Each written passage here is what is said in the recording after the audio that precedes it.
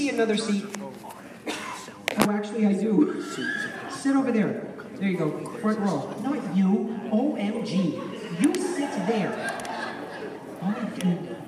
Security. Morons. Okay. Hey, hi, JP. How you doing? Don't make me take my jacket off. You don't want to see me with my jacket off. Hey, dude. Anyone want to see him with the jacket off? Yeah. I'm wearing a girdle right now just to keep all this inside. I understand. All right, so what we're going to do is, once we get them on stage, we need you guys to be asking the questions, because us folks that work with them kind of know it all already. It's not an ego thing, it's just we've heard it all before. Not that it's boring, it's all good, but we want you guys to get your questions asked. I am like the worst host today. So what I'm going to do is I'm going to come around the audience with this wireless mic, and I'm going to give it to you so that you can ask the questions. Can you all do that? I am going Put your hands in the air, and I'll pick the prettiest people first. All right. I've been asked also to apologize. Michael Bean is not going to be able to join us for the Q&A. He's a little under the weather. He stuck around for the photo ops and to autograph for you guys today, but he's actually going to the room to take a nap. So he apologizes it's been a long day. profusely. What? We're not asking questions now, man. Wait for the famous people to be on stage. Then you can raise your hand. You're so pretty. Okay. It's pretty soon. All right, so raise your hands and I'll come and get that. And the last thing is, Daniel Cash, for those of you who didn't know. Daniel, the reason he hasn't been here for the last 2 days is because he's actually filming in Canada, and his producers would not allow him to get on the airplane that we had booked for him. But he will be here tomorrow, and he's going to be signing autographs for all of you. And, in case you didn't know, we're going to redo the cast photo op downstairs so that he will be in it also. So if you had a cast photo op done and missed him, bring your photo that you took today. We're going to trade it out for the one with everybody in it. If you didn't get a cast photo, tomorrow's your chance, and you're going to get one extra person in it, so yay for you. It will be at 1:30. Is that what you wanted to know? See, I'm a mind reader. See that? 1:30 p.m. tomorrow, so you're coming, I can tell, right? Score. Yay. Okay. So everybody got it? What? Yay. Are we ready? Was I early, or are we on time? Yeah, I'm talking to you. You're pretty too. Travel agent's calling us, probably about a flight. I'm going to hang up on her. And I'm going to bring out our first guest.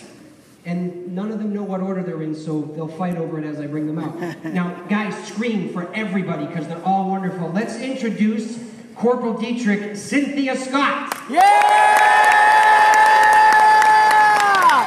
Woo! How did it feel to die? Dietrich Stone! Private Frost, Rico Ross. Yeah! Dietrich Stone! Woo!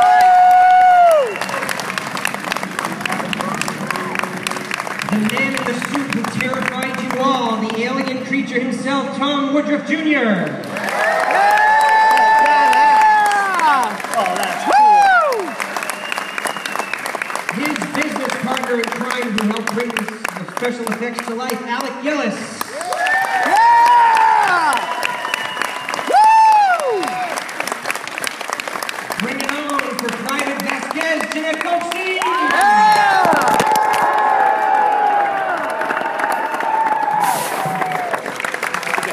I think she's here mostly. Newt Carey Henn. Yeah! Woo! Oh, how cool. And he played a fake guy in the movie, but he's here in person, Bishop Lance Henriksen.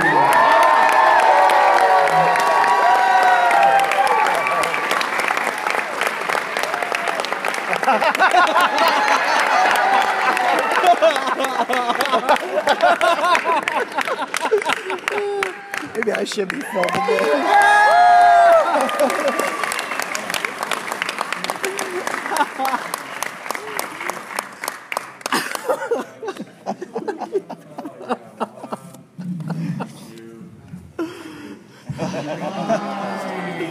Huh?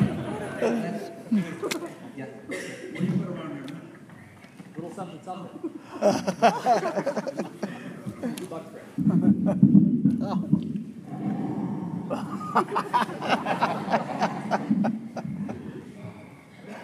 So Hi guys. Thank you for coming to Knoxville. Yes.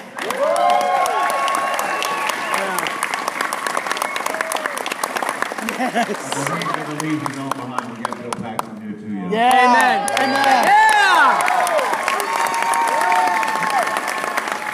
Yeah, help. There we go. Bill is here. Yeah.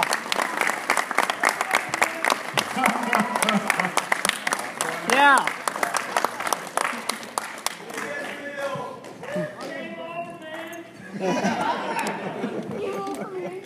So guys, congratulations on 30 years of an amazing film. Thank you for bringing it to life.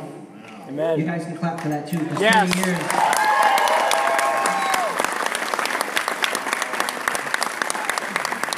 You know, it's a classic question that everybody asks in every Q&A, but it's a great one to hear, especially for these iconic films like Star Wars or Indiana Jones or Jaws. You guys are an iconic film that will be remembered forever. But 30 years ago when you were making it, did you know it? And I want Yes. Okay. You knew it. Right? Yeah, I knew it. Didn't you? I had no clue. She was like a little toddler. We're working for Stan. Stan Winston knew it. I can't be serious. But he thought it'd be on Tuesday. It's hard to be serious right now. Look at these glowing faces. What did you ask? I don't remember because I was five. I had no idea. Well, Tom made a nice comment if you would have stopped talking over him so we could hear it. Okay, that's taking over. No, sorry. Tom, repeat your comment, please, about Stan. Well, I need to set up again. About the 30 years, did anybody ever know? No, I just did it. Yeah, Tom, yeah. Stan Winston.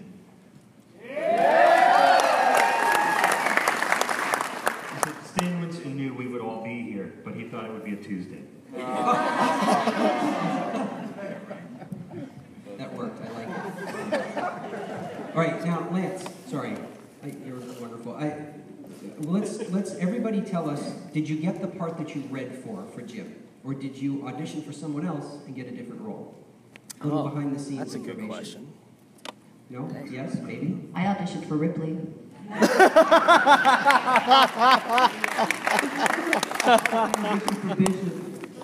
Actually, I think they read all the most of the females with Vasquez's lines because that was the most fully written part at that time.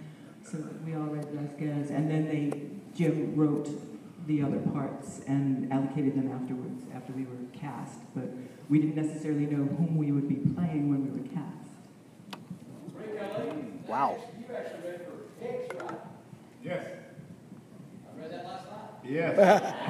I read for Hicks, and then James said, well, you know, you're one of the first people that we read for the part, so I can't offer you the part, but I want you to be in the film. And then I was almost not in the film because I got cast in Full Metal Jacket at the same time, and they conflicted. And so I had to choose. And James said, listen, I wrote the script, I'll rewrite the script, and you'll like the part I put in for you. And I took him for his word, and then he killed me off in like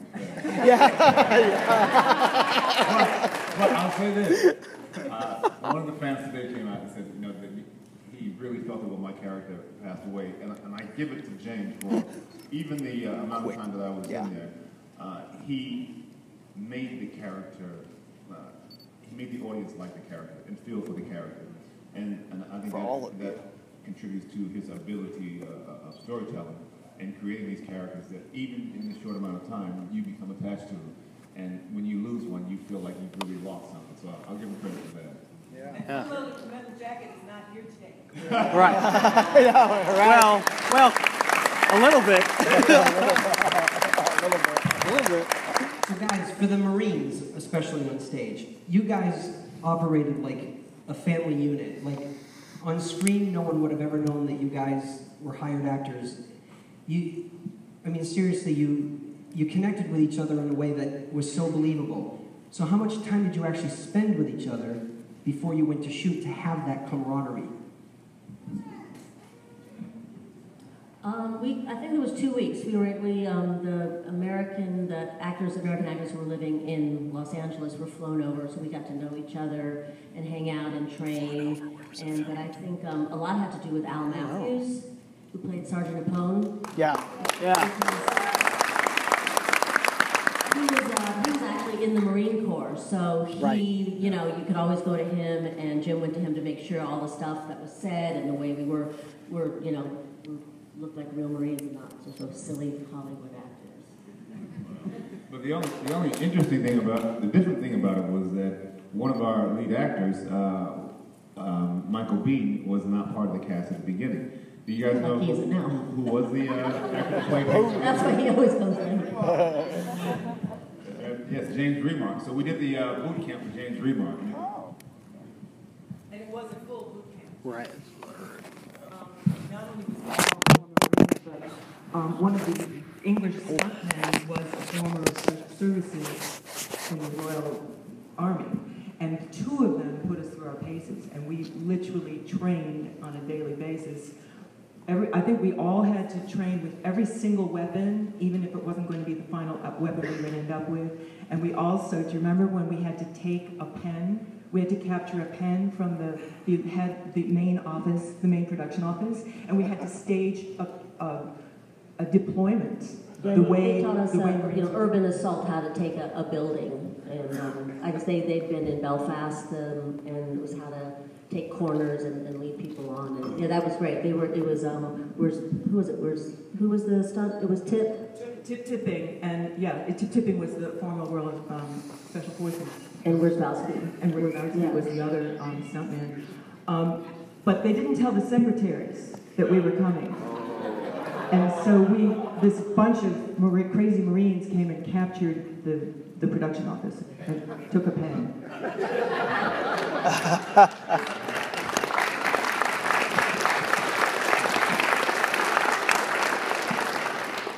Okay, I need to start coming downstairs to get your guys' questions, so put your hands in the air and I'll come down. Lance, while I'm walking, tell everybody the difference between playing a synthetic versus an actual character human in a film. Is there a difference?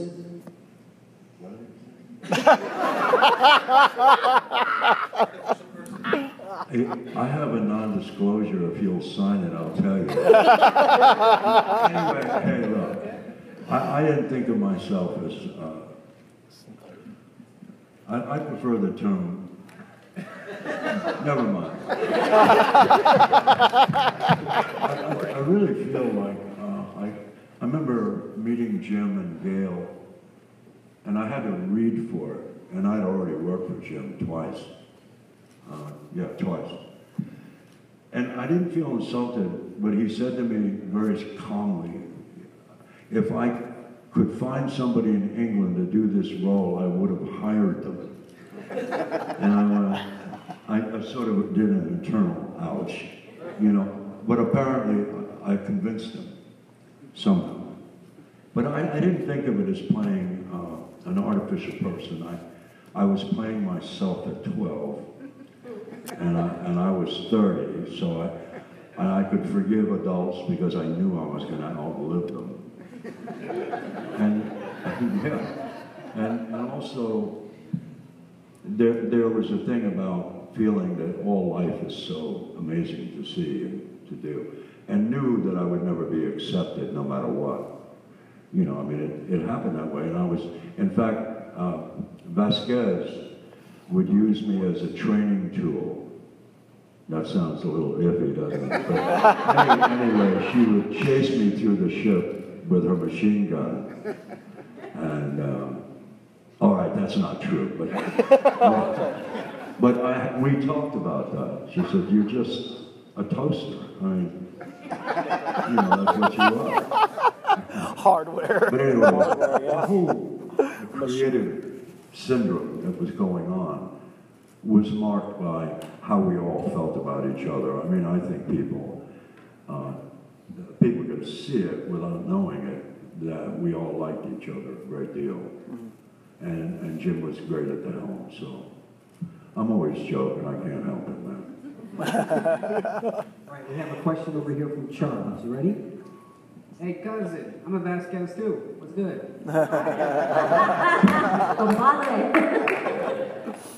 So I was just wondering about how do you think about Ridley Scott messing up lore or continuity with the new films that you want to make, like Prometheus, and Isolation, and all that stuff? So what's your opinion on like his reboot with the franchise?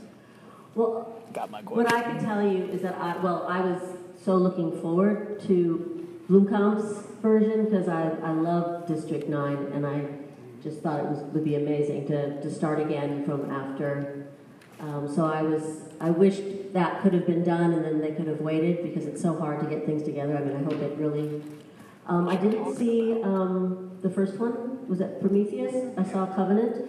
And Covenant, the only thing I would say, I was disappointed because I didn't get enough time with either of the storylines. You know, there was the Mad Professor and how it all came together.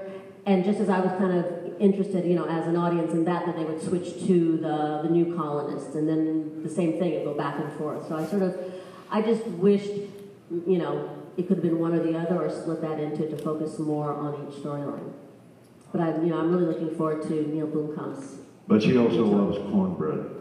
Yeah, I do. What did you think? Oh, you haven't seen it yet? Oh, okay.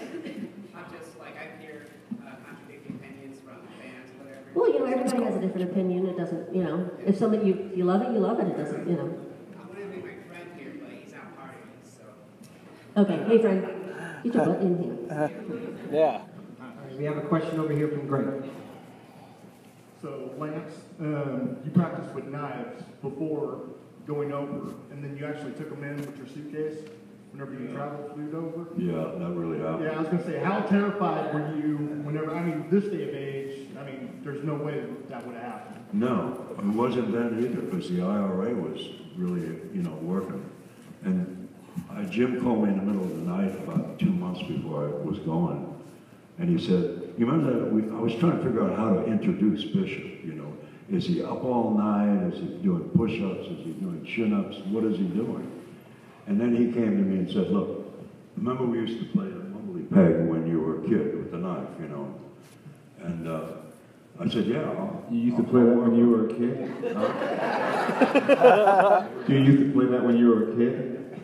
Yeah. But we wouldn't actually throw it between our fingers. We'd throw it at our feet. Your opponent would be in front of you. You try to get as close to his foot as you can. So I went, knowing that the way Jim is, I got every kind of knife you could get. You know, like a throwing knife, that kind of knife, and a switchblade, and I got maybe a dozen different knives and practiced with all of them. And, you know, still got scars to show it. But when I got to England, got off the plane, they opened my suitcase, and there was a towel, and they flipped the towel back, and there was all these knives. And he said, would you mind stepping back away from your suitcase? But they were going to bust me and not let me in the country, so Gail had to come down and get me out. It always happens to me somehow. When I go through TSA, they always fill me up. I have no idea why. I just wear the same stuff. And they go, I'm going to do this with the back of my hand. I said, you bet you are. Anyway, I hate the TSA. Not the people that have to be there, but I don't like the whole setup. The whole thing, right? Does anybody in this room? You're not alone. Hello. All right, we have a question over here from Brandon. Hey guys, my Alien Covenant question already got taken, so I was wondering if you guys could give a shout out to the Wayland-Utani Bulletin Facebook group for me. Are you doing a selfie right now? No, I'm doing you. Okay, I'm just asking. Shout out to who? It's the Wayland-Utani Bulletin. It's a Wayland-Utani Bulletin. Oh, yeah, shout out to those guys. Yeah, hey, you guys. Do it. We hate you, by the way. You tried to kill us all. I would like to ask you the question about being the kid.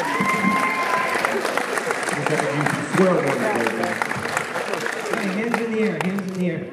Yes, Stan. Oh my God. It's got Can you look up a name for me? The best guys. I'm working on it. You Introduce it for me if you like. Yeah, there you go. Like, what's your name? My name's Evan. Evan has a question. Okay, thank you. Okay, Lance. What flavor was the Android blood? It kind of looked like banana pudding. I was wondering what it tasted like. It looked like milk. Was it? The blood was yogurt and it was milk, no cream. And they left it out overnight for a couple of days. I put it in my mouth, spit it out, and I was sick. Rebecca, that's her name. But you know what? I'm a method actor, that's so I her. used it. No, it was Karen. If I may interject, because I was in charge of that one, and I did my due diligence. I had a nice cooler full of, I had yogurts, I had different, milk, cream, heavy cream, all that. It was on ice, but Jim was demanding take after take, and it was like, oh God. There's a tea trolley. We're in London. There's a tea trolley right there, right? But I didn't realize that at 7 o'clock at night you shouldn't take something off the tea trolley that's been there for hours and hours. So I grabbed the bottle off the tea trolley. Oh, she met your married That's name's when gotta be. Lance, it didn't. Yeah. So then the next day when you came in, you looked green. Jeanette? And I said, oh my God, what's wrong? He said, buddy, I was up all night. You gave me some bad milk. Growing up, and I thought, oh my God. No, the funniest part of that was that the intestines that they were hanging out of, they were made of silicone, of some strange-ass, mix, and it smelled so bad with the shitty I was feeling. Excuse my French, but it's shitty. Lance, this is good that you're at this Q&A because we can finally tell you that it wasn't silicone. It was a mix of urethane and real cow guts. Oh, nice. Oh, no, is that right? Oh, no, is that God, man. You take an innocent like Bishop and give him that crap? The fact that Lance didn't get us fired on that day, that's when I became a dedicated Lance Henriksen fan. Hey, man, no, I was nothing but hey, peace give me around, because I have nothing but gratitude. What they were doing on the set, I mean, they could have taken me to the hospital and I'd still be saying, no, don't. Lance is, I think we've worked with you, Lance, on like maybe 11 movies, and he is just completely always ready to plunge in head first. And one of the things you've said, which I'm always blown away, he says, do you want to set me on fire? You can set me on fire. John Woo set me on fire in Hard Target. He did it twice. The only thing I burnt was the back of my ears, because I put the gel on, but I missed the back of my ears. And my eyes were dilated out to the edge. I couldn't see the color. And I was so high, I said, yeah, let's do it again. Whoa. I actually am learning things I didn't know. This is great. Did you guys know, some people in line didn't know today, that Lance and Alec and Tom worked on, they said 11 movies. One of them is Pumpkinhead. Right. And Tom is actually the guy in that suit as well. So for those of you who you should go back to his table tomorrow and get the signed photo. So Stephen here has a question. Good afternoon, everybody here, all you Marines. Awesome to see you here. Thank you so much. I have actually a two-part question. For all those who are fans of this amazing franchise in total, I would like to hear your opinions on the contrast of the idea of retconning the other chapters and installments, and how you feel about how that could either take away from the artistic integrity of what this franchise has become, and how you feel about Blomkamp's idea of eliminating it, so ideas like 3 and 4, making them potentially a moot point in this trilogy. But also on top of that, I have a question for Mr. Ross. In the scene where you guys and aliens are having the dinner, of course everybody loves that scene. Your chemistry is great with all the actors there too. You mentioned something about Octarian Poontang. Anybody remember that line? Now, what I want to know from Frost's personal experience, what is it about the Arcturians that is so good, it doesn't matter if it's male or female? Those are my two questions. Frost is all about Arcturian Poontang. What's that all about, dude? All right, I'll answer the second question first. I don't understand the first. The Arturian Poontang, meet me after the show, I'll tell you. There are kids in the audience. He's a leader in non-binary categories. He's way ahead of his time. Jeanette. Yeah.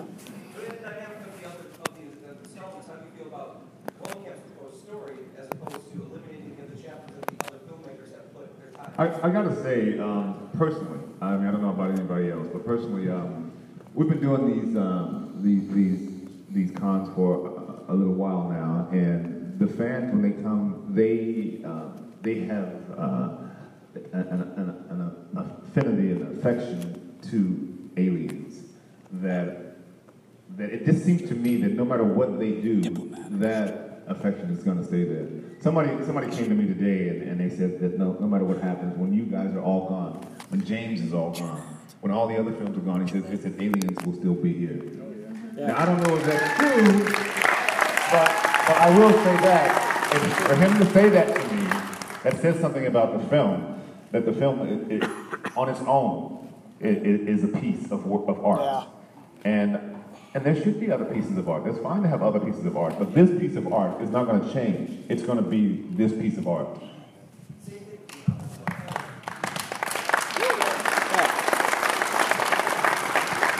I think you have to take each film as its own entity. And there are people who like one, there are people who like two, and so forth. And Prometheus is yet another direction. I just keep them all separate in my mind.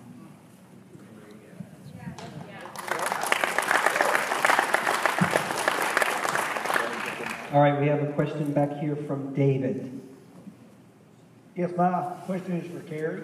As a child actor, that was probably some pretty scary stuff to be around, even though you knew it was all make-believe and stuff. How did you handle that? What? Oh, disco. You know, everybody always thinks I should have been scared, and I guess I really should have.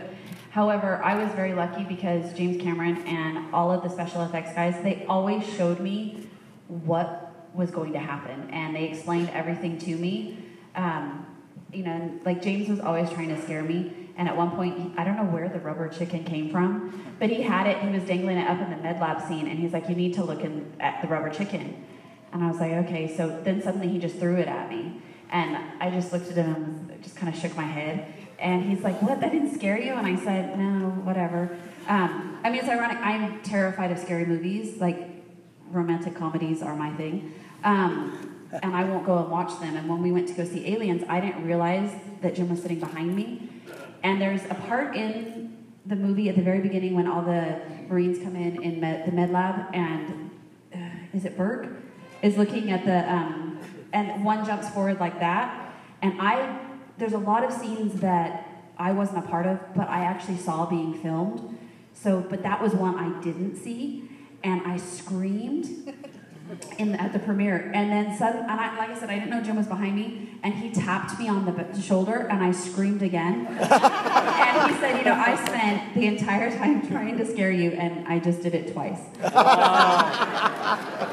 You know, like people think, oh, were you traumatized? And I wasn't. I mean, I was just so lucky because everyone was so nice to me. So she was a kid. Everybody wanted to protect her. Everybody did. And that's a nurturing thing, even for the people that are protecting. You know, it's a beautiful thing. But we wouldn't let anything happen to her. Not a chance. You should see her child. Her child looks exactly like me. I gave my life for her.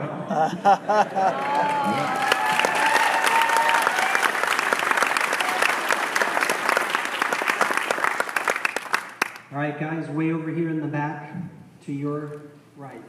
We have a question from Ben. Was there ever a scene in the movie that you thought was so ridiculous that you were surprised it got in the final cut? Or was there something that you wished was in the final cut that wasn't in there? When we were in the, is it the APC, and Sigourney was driving it, and there was the alien that she ran over, there was a scene where they cut to me, and I'm like crouched down with the doll's head, and Jim said to me, just talk to the doll, we're not going to hear what you say, don't worry about it, you know, it's not a big deal. So I said, okay. So I was actually talking to the head, and I'm like, this is so stupid, I feel really dumb doing this, like saying nothing, and I was just saying stuff like that and kept saying it over and over again, like, I feel stupid, this is so dumb, can you just finish now? And so then when we went to go do the voiceovers, that scene came on the screen, and he's like, what did you say during this? And, I mean, as a 9-year-old, I knew I couldn't tell him what I really said, so I just said, I don't remember. He's like, okay, let's think about it, really think about it. I was like, I have no clue what I said. And so he's like, really? He goes, okay, we're gonna really read your lips and try to figure out what you said. And I'm thinking, really? Does this have to be in the movie? Oh my gosh. I was like, not, but whatever. I think my line was like, it's okay, don't worry, it's okay. That's what he came up with that I had said. And I was just thinking, oh, thank goodness, like he never, but every time I see that particular scene, I'm like, oh. And that's a story I don't think I told you. Others? Well, being very selfish, I can think of something I wish had stayed in. And that is the scene with the cocooned woman. It was an entire day of shooting with me and the cocooned woman, and there were lots of close-ups, and we did it many different ways.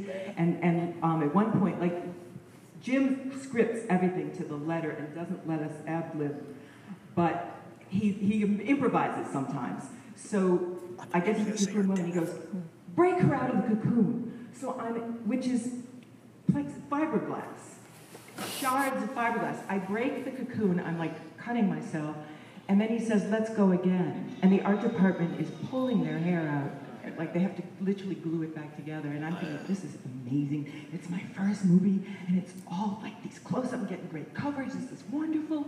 And then I went in for looping the voiceover, and we get to the scene, they shoot over my shoulder, my back, I lift up her head, please God kill me, she says, and there's a cut to a close-up of Sigourney's face, and I'm yelling over the whole thing is Sigourney, and I'm going, Tom, we got a live one, get her out of here!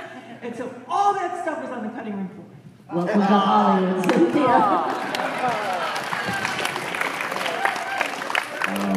There was a scene, strangely enough, one of the scenes that I thought should have been cut, one of the lines in particular, was I did not think that line, what are we supposed to use, harsh language, was funny.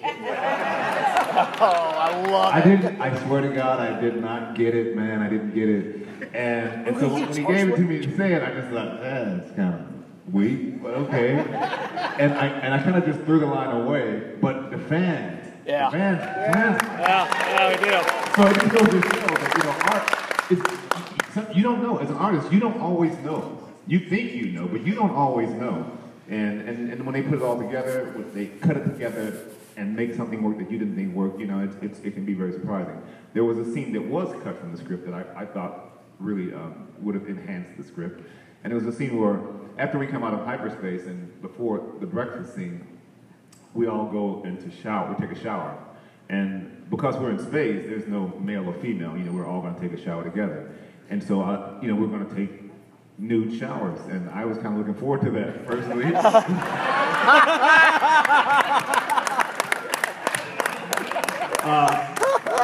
guys had it going on, and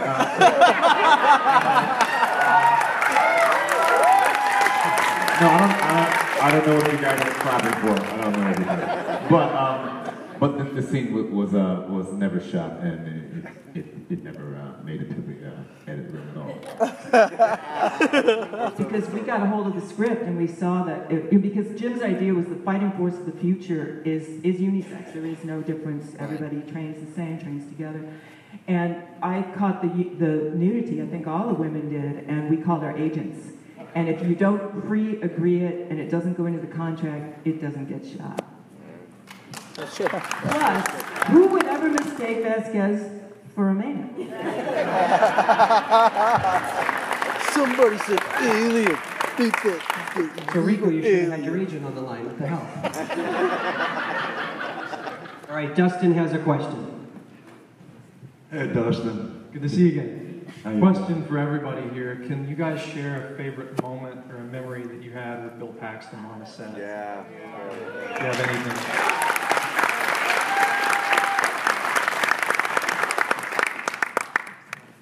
That's a new one. Well, I'll go ahead. So this was my first time in front of the camera, and get to the set, and we've been hanging out for a while, and we did the first scene was the line of us approaching the atmosphere processing station, not in the rain. We were already inside, and we started. It was the master shot, and action. I had heard that before, so I knew what to do. And then they were like, cut, and heard of that, and then they said, okay, back to one, and I had no idea what that meant, and he grabbed me and he was like, let me just get back to where you started again. I mean, they're going to do the master, and I was like, I have no idea what anyone was saying. And he said, oh, don't worry, honey. He said, we're going to earn while you learn. So that's the best way of doing it. Mine, I guess, it wasn't really a scene or anything like that. Hudson and Newt were buds. Like, he took care of me on the set as Hudson, but also as friends. And I had my own little table off to the side, so in between takes, I would sit over there, and they had, clay and paper and crayons and that. And like, at Christmas time, you probably don't even remember, I made this ginormous chain that went like across the whole entire set. And Bill used to sit down and make art with me. And we used to he made like a little clay head, and he used to draw pictures with me and everything. And for me, that was fun because it was someone taking the time and just sitting with me and kind of getting to know me.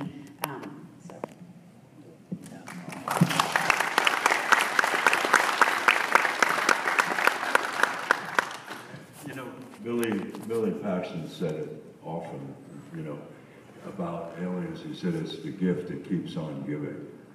And it's a really true thing. I mean, I think that while we were there, all of us, I don't know, I always get a sense when I work with Bill, I mean, when we did Near Dark and other things, we always wanted to go back to the beginning again and do it over. And let's start the prequel right now, right as soon as we were wrapping, and he had that kind of enthusiasm constantly. I mean, Like a mixture of like that's my favorite thing that I childish, kind of enthusiasm and play, but incredible intelligence. I mean, he was such an intelligent man. He knew about art and history and film, and and then again, he was just like a good old boy. That was sort of. And that was, he loved everybody. I would shake your hand really hard, and he always remembered everybody's name. That was another thing. He remembered everybody's crew, the name on the crew, everyone. And I was like, that's amazing. How do you do that? And he said, because I work at it. My dad said, you remember every person's name that you work with. Yeah, that's really true. I mean, look at how many people are sitting here, right? And if Bill would come on the set, he would remember each and every one of your names. And that's a rare gift. Have a knack. That's because he really sees you and really hears you. So it's, I like that a lot about him. I sure couldn't do it. Yeah, I mean, I can't. I don't have a special moment that comes to mind, but I will say this: that Bill had kind of like an old soul, but at the same time, he never lost the child in him. And that's an interesting thing to have in one person, to have both of those qualities in one person. But the thing I remember most about Bill was on the set is that he had this one monologue that he did before the drop. Yes. And it was he had to be a badass. He's talking smack.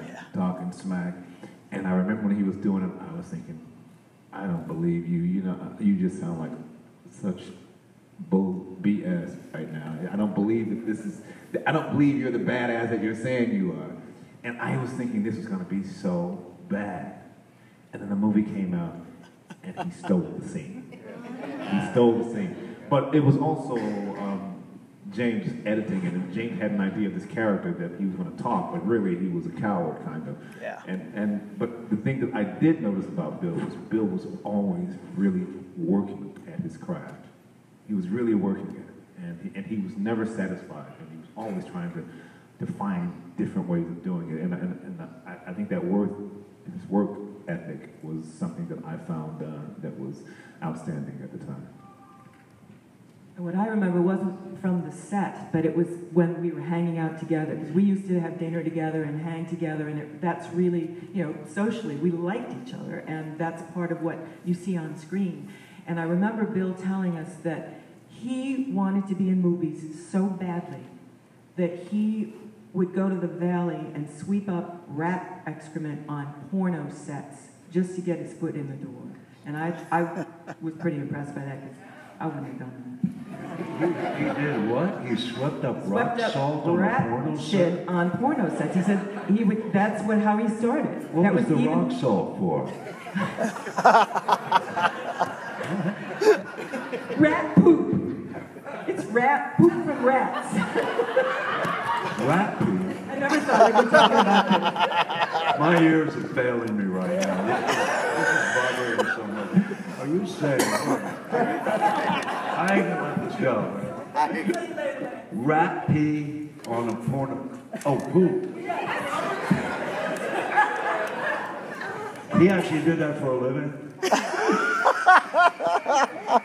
Well, that was around the same time as he was asking me to make a movie with him called Smoking Bones. And we started shooting, and it was about people that burst into flame and ignite, and all you find is their arms and legs, and their body is gone and burned away. And I thought, this is not a good idea. We were shooting it, but it was like, no. This is all going to be just how far can you go with this? Suddenly there's a rash of people bursting into flame.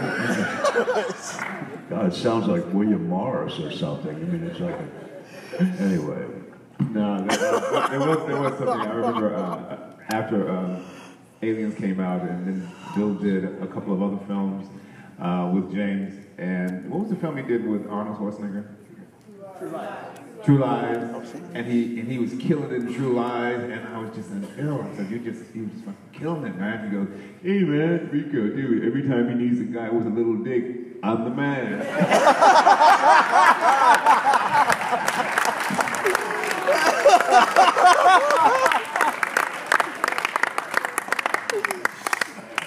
I remember him from, he was at Roger Corman's around the same time I was, and we were both kind of newbies at the same time. He was a carpenter, and he was working on the sets there. I can't remember if it was Battle Beyond the Stars or Galaxy of Terror, one or both of them, I don't know, but I'd see him around. So I always thought of him as this blue-collar guy, which he was. He was a Texan, and he was a super nice guy, and just like, hey dude, that kind of guy. And after Aliens, nothing changed. He was always that guy. But I remember being at a screening. I can't remember I don't know if it was a Pumpkinhead screening or what it was, but I'm talking to him in the theater right after the movie, and we're just talking, and he suddenly looks like kind of distraught, and he says, "Don't move." And I said, "What?" He said, "Stay right where you are." He said, "I'm hiding from that girl." And it was an actress, I won't tell you who she was. But it was an actress in a movie that we had both worked with. I go, "What?" He said, "She's stalking me, man." and I'm like, and so he's like positioning himself, suddenly competition's over. And then the next thing I know, he's just completely gone, and she comes over and says, "Hi, is Billy here tonight?" And I'm like, I don't know. But that was a great thing about him. He was just like a regular guy, and every time I'd see him over the years, and I didn't see him very often, but he knew my name, as you said, and he knew, it was always like we're just back at Roger Corman's again. He was that kind of down to earth guy. Were you part of Martini Rash shoot? Yeah, I was there. Were you there? Were you guys there? Yeah, actually they just screened it. Did you? You know Tom Huckabee, his best friend. Well, has anybody ever seen the Martini Ranch Rock video? video called Reach? Look it up online. It's pretty good. Billy's. So it's called Reach, and it was back in the day when MTV played videos and music videos. 36 Ford. That was great. So it's it was directed by James Cameron, and you'll see everyone. You recognize everyone from the '80s. It's like Catherine Bigelow is in it, and there's a bunch of mean badass women. I play a half-breed. No, I was a half-breed something or another, gypsy woman, and it's fantastic. It's on on YouTube. I played a gunslinger with a monkey on his shoulder. And the monkey acted. The monkey actually acted. I'd look at him. He'd look at me. We'd look at each other. We'd look around. Over the bar. It was the greatest little character actor I've ever seen, man. It was great. It was great. You gotta look it up. Go online. Martini Ranch. Billy Paxton's rock video. Am I wrong, or didn't Bill do that song Fish Heads? Yeah, right? Fish Heads, yeah. What was the name of the, it was Billy Mooney and him? What were they called? Barnes and Barnes. I remember that from Dr. Demento. And it was years later, like, that was Bill Paxton also? This guy's everywhere. All right, guys, over here we have a question from Emma. So this is for Carrie. How did you and your family feel about starring in this movie when you were so young? Well, we really didn't have any clue what was going on. Because we're not from that world. My dad's in the military. I was eating lunch in my school cafeteria when they found me, so it wasn't like I went looking for it. It just kind of was... We need her. This thing that happens.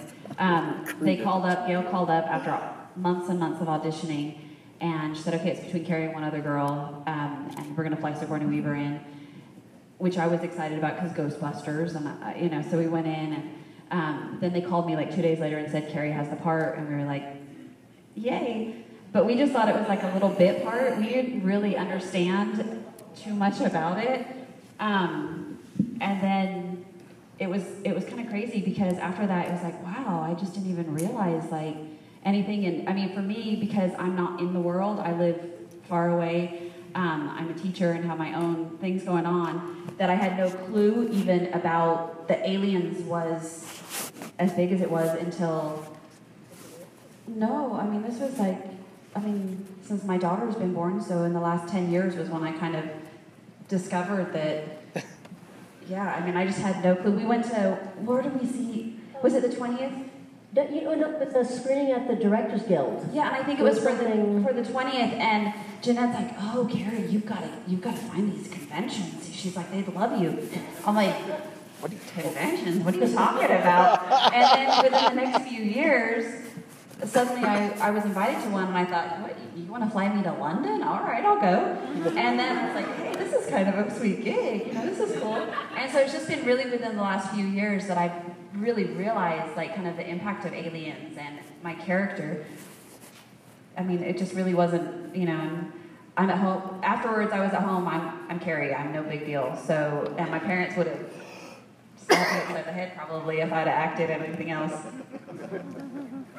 And you guys, did you guys know, for those of you who didn't, Carrie's real-life brother was actually in the film, the deleted scenes. Yeah. And so you all know, the promoter of the show didn't want to bring him in, which is really stupid because you guys could have met him too. So I want you all to tell the promoter that you want her brother to come next year. Our favorite version is the director's cut. In Schaumburg with us the weekend before Thanksgiving. There you go. So guys, I'm really sorry we have no more time for questions. I apologize, but they'll be here all day tomorrow and you can ask them questions. There's no pressure to buy anything. And we thank you guys, Knoxville, for having us. Give it up for Lance.